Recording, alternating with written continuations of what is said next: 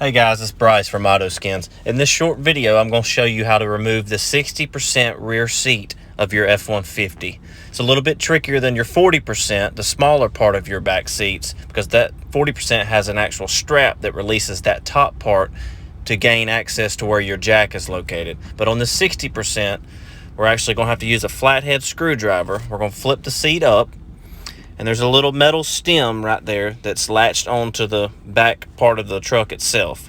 So you'll need to get I'm using a flathead screwdriver right here, and I'm simply going to place my screwdriver directly under that stem, and you're going to have to pry it upwards.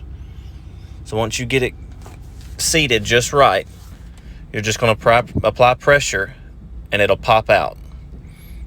Once you've released that top part, you can now use your bottom mechanism right here. Pull it and the whole seat should flip down. This will allow you to access to the 18mm bolts to remove the seat. Thanks guys.